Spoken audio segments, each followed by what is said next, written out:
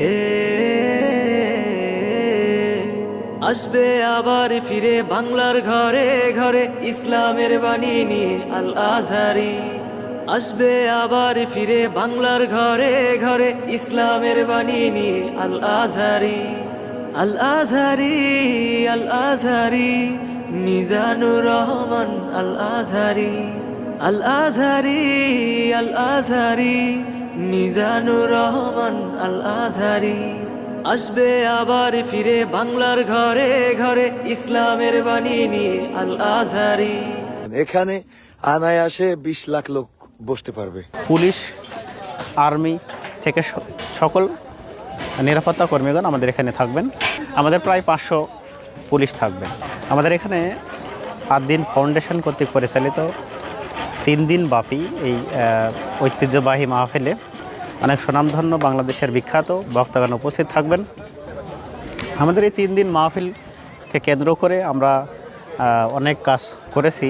Stage থেকে শুরু করে মেন স্টেজ থেকে শুরু করে অনেকগুলো প্যানেল স্টেজ আমাদের প্রায় 15টা জায়গায় LED বসানো হয়েছে এবং আরও অনেক জায়গায় আমাদের প্রজেক্টর দিয়ে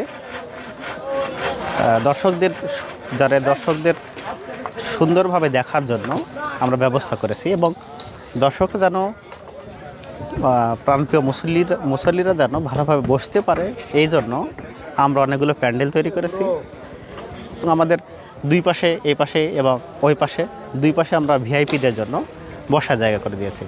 আমাদের এই পুরো যে মাঠটা, পুরো যে স্টেজ, এই স্টেজে আমরা শুধু একজনকে বসার, শুধু আমাদের যিনি প্রধান আলোচক থাকবেন বা যে আমাদের যখন যেই সময় যে আলোচক থাকবে সেই আলোচককে আমরা বসার জায়গা করে দিব এবং এখানে শুধু আমাদের আলোচকই থাকবেন। এবং আমাদের বিশেষ একটা আকর্ষণ আছে, সেটা হচ্ছে স্টেজের উত্তর সাইড দিয়ে ওই আমাদের হেলিকপ্টার ল্যান্ড করবে আমাদের আদ-দ্বীন মেডিকেল কলেজের ওপর থেকে হেলিকপ্টার ল্যান্ড করে ওর নিচ দিয়ে আমাদের আদ-দ্বীন ফাউন্ডেশনের chairman sir doctor Sheikh Mohiuddin sir, উনি